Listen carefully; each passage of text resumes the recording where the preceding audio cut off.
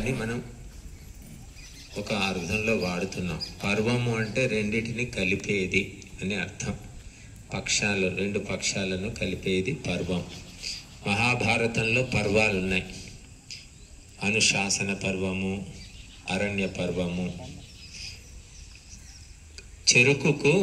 చెరుకు గడకు మధ్యలో కణుపు అంటాం, కణుపులు ఉంటాయి. వాటిని సంస్కృతంలో పర్వములు అంటారు. ఆ పర్వం ఏంటి, మొత్తం ఒకదాన్ని ఒకటి జోడిస్తుంది అన్నమాట, జోడింపు. కాబట్టి ఈ పర్వములు అమావాస్య, ఈ పౌర్ణమి రెండు కూడా జోడిస్తూ ఉంటాయి మాసాన్ని. కాబట్టి ఈ పర్వదినాల్లో విశేషమైన మార్పులు ప్రకృతిలో జరుగుతాయి. మనం చిన్నప్పుడు చదివాం, సముద్రంలో పౌర్ణమి అమావాస్యకు ఆటుపోటు వస్తుంది. అలాగా మన శరీరంలో కూడా రక్త ప్రసారంలో, ఆలోచన ధోరణిలో మార్పులు వస్తాయి. నేర ప్రవృత్తి ఉన్న వాళ్లకు ఆ పౌర్ణమి సందర్భంగా, పిచ్చి ఉన్న వాళ్లకు, మానసిక సమస్యలు ఉన్న వాళ్లకు అవి ఎక్కువ అవుతాయని పరిశోధనలు కూడా సైంటిఫిక్గా కూడా చెప్తూ ఉన్నాయి.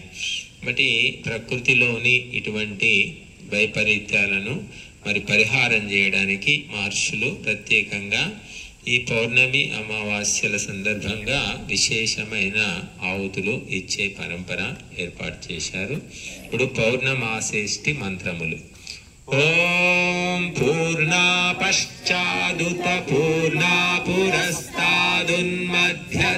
పౌర్ణమాసీ జిగాయ తస్యాం దేవీ సంవసంతో మహిత్వా నాకస్య పృష్ఠే సమిషామదేమ స్వాహా ఇదం పౌర్ణమాస్యై ఇదన్న మమ.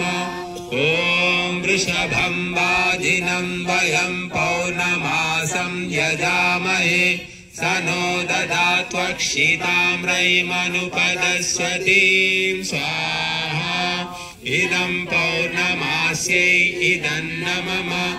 ఓం ప్రజాపతే నత్వలేతాన్యన్యో విశ్వారూపాణి పరిభూర్జజాన యత్కామాస్తే జోమస్తన్నో అస్తు వయం శ్యామ పతయోరయీణాం స్వాహా ఇదం ప్రజాపతయై దన్న మమ.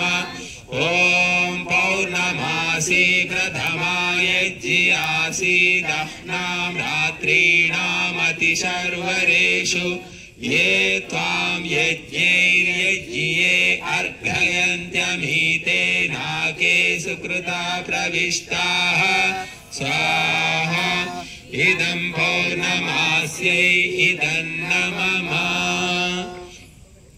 पायसं కొంచెం విస్తరణ